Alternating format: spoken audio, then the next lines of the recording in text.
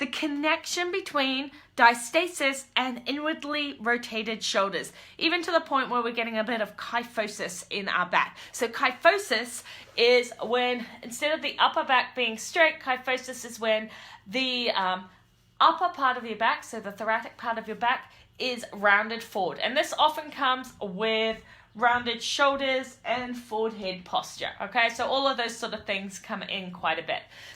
So what's the connection between that and diastasis? And then what are some of the exercises that we can do to help? So first up, let's have a look at this. When your body is rounded, so let's just do this. When your shoulders are forward rotated, can you see what happens? Watch here. Okay, can you see how that slight movement starts pushing in at this position? Okay, so this is nice neutral alignment with my ribs. My shoulders are back. Everything's nice and relaxed. Now if I inwardly rotate my shoulders, see how this happens? Did you see how it starts to put some pressure down out here? So when you have inwardly rotated shoulders and a little bit of kyphosis, this is going to cause your ribs to come down like this and push out in the midsection. So from just above your belly button down. Now this can cause extra pressure down onto your pelvic floor, especially if you breathe, run, do some, high impact exercise that's causing this type of position.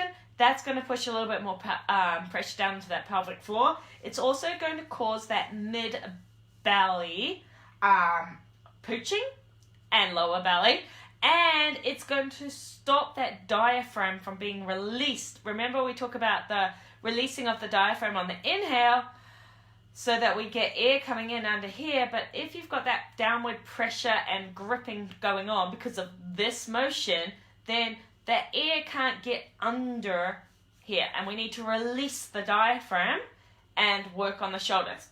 Okay, so to start with, you're going to want to work on your shoulders.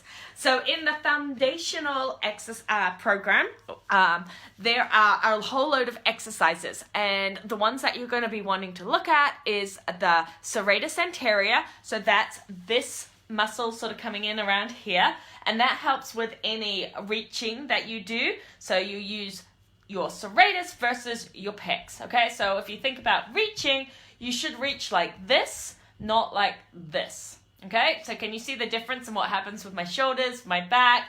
And when I reach like that, I'm using my pec muscles, so my chest, instead of my serratus muscles around here.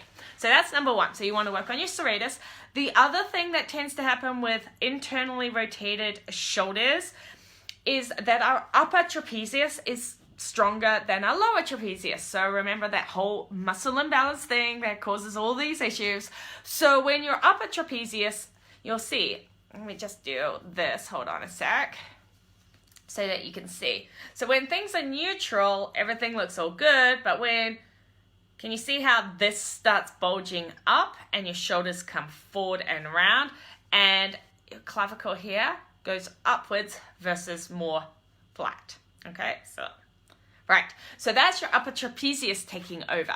And when your upper trapezius takes over, this happens, okay? And you need to work your lower trapezius, which is right down here. And you need to work your lower trapezius to help strengthen that and getting that movement. So we want to work on our lower trapezius without working our upper trapezius, and there are exercises for that in the foundational program.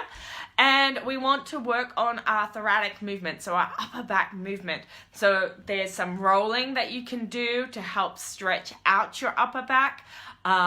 So that would be really useful as well as some chest opening exercises. So just simply lying down on a long foam roller or a short foam roller with support for your back and opening out your chest and just relaxing there. So what you're trying to do is you're wanting to stretch open your chest and then strengthen up your back, okay?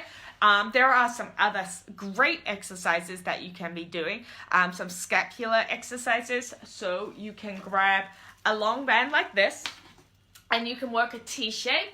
So when you're working a T shape, you're going to come in like this, have a loop there, straight arms, palms to the ceiling, and you're going to come out like this into a T shape. So from the front, it's going to be, you're exhaling as you go out and coming back in. Right. And what you're working is you're working those shoulder blades back and pinching them together. So that's a great one if you have a band. Last thing, just a quick tip. If you're thinking of those 4 points of posture, so you're standing tall and you're bringing your shoulders back, so you think pinch my shoulder blades, standing tall, pulling up just a little bit and standing nicely there. When you look at your hands, if your hands have your palms facing to the back, then your shoulders have gone in. Okay, so they're inwardly rotated versus in a good neutral position. So your hands should be facing your sides. Okay, so another great little tip for you to check. So when you're standing in line in the supermarket, you can just have a quick check and see, where are my hands? All right, so I hope that helped, but the foundational program is the one that has most of these exercises in it.